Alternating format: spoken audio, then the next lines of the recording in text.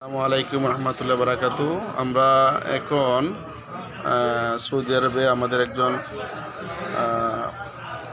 মেজবান আমাদেরকে দাওয়াত করেছে, আমরা সেখানে এসেছি।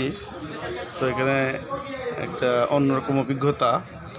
দুই সিস্টেমে খাবার ব্যবস্থা আছে। একটা হচ্ছে ওই ডাইনিং টেবিলে বসে খাওয়া, ডাইনিং টেবিলে ওই যে ওই পাশে বসে আছে, আর একটা হচ্ছে ওই সুন্নতি বসার একটা সিস্টেম। রেস্টুরেন্টগুলো এইভাবেই সাজানো আছে, এই যে এই দিক দিয়ে ঢুকে তারপরে এইভাবে বসে তারপরে এই যে এরকম ব্যবস্থা আছে, কুশনের মতো হালকা ব্যবস্থা আছে, একটা কুশন সোফার মতো, হ্যাঁ, এইভাবে বসে তারপর খায় আর কি, খাওয়ার ব্যবস্থা। এই যে ঢুকতেছেন। আমরা তো সাধারণত ডাইনিং টেবিলে খেয়ে অভ্যস্ত, কিন্তু ওই সুন্নতি খাবার এই যে এখানে তারা বসছেন, বসে খাওয়া দাওয়া করতেছে। সুন্নতি খাবার দাবার দিচ্ছে, এই যে আসতেছেন, এই যে তারাও বসতেছেন, সুন্নতি খাবার তারা খাচ্ছেন।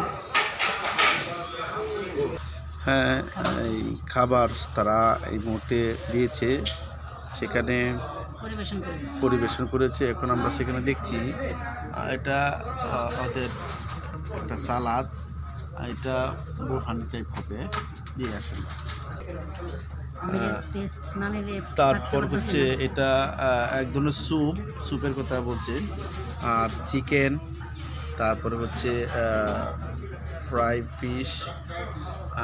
এটা কেমন স্বাদ?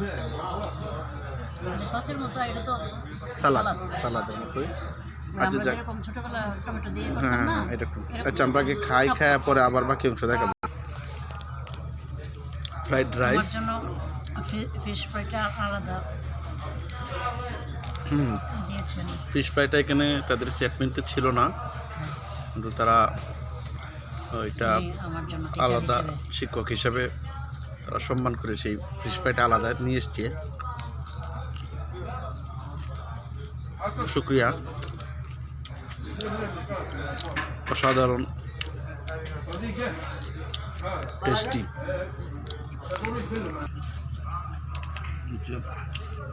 পেঁয়াজ, কাঁচামরিচের সালাদ।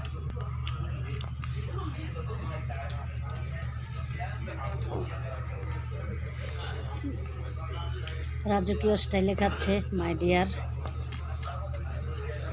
বাংলার সর্বশেষ কামরুন্নাহার শিল্পীর অধীনে পরাধীন নবাব। খাওয়া দাওয়ার সমস্যা নেই, কিন্তু পরাধীন থাকতেই চাই আজীবন।